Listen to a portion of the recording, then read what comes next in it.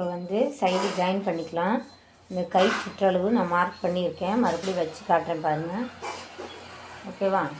இந்த அளவு வருது. அடுத்து இந்த ஜாயிண்ட் இருக்குது பாருங்கள், அடிக்கை, அந்த ஜாயிண்ட்லேருந்து இந்த இடம் மடக்கணும். இங்கே ஷோல்டர்லேருந்து ஒரு 2 இன்ச் 3 இன்ச் அளவுக்கு இங்கே கேப் இருக்கும். ஓகேவா?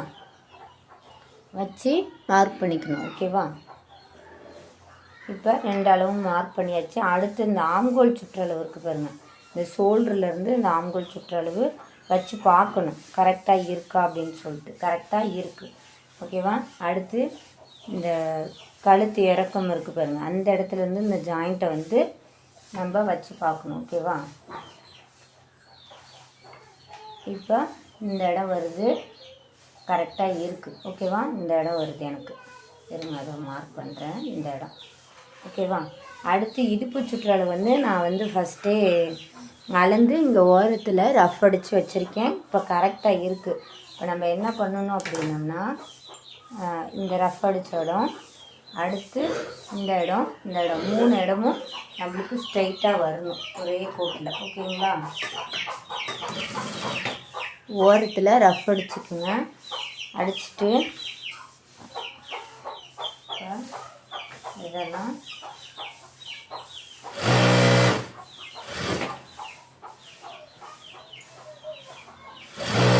பட்டி வந்து மேல் நோக்கி தான் இந்த துணி இருக்கணும். ஓகேவா?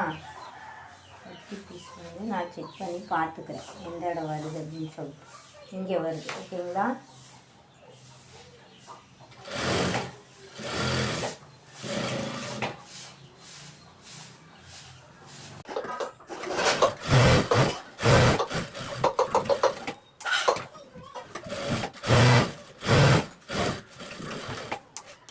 இப்போ பாருங்கள், இந்த கை சுற்றளவு இந்த இடத்துல மார்க் பண்ணியிருக்கேன்.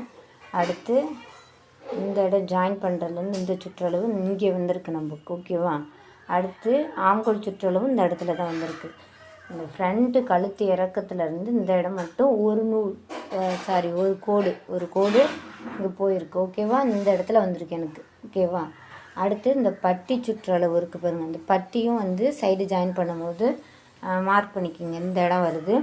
அடுத்து இடுப்பு சுற்றளவு இந்த இடம் வருது. இப்போ இந்த 1 2 3 4 5 இருக்குது. இந்த ஆம்கோல் சுற்றளவோட 6 மார்க்கிங்கு ஒரே இடத்துல நேர்கோட்டில் வந்தால் தான் இந்த சைடு ஜாயிண்டிங் வந்து நேராக இருக்கும். ஓகேவா? வடிவேல் சொல்கிற மாதிரி அடித்து கேட்டாலும் சொல்லக்கூடாதுங்கிற மாதிரி ஸ்கேல் வச்சு அளந்தாலும் நம்மளுக்கு கோணலாக வரக்கூடாது இந்த சைடு ஜாயின் மட்டும். ஓகேவா?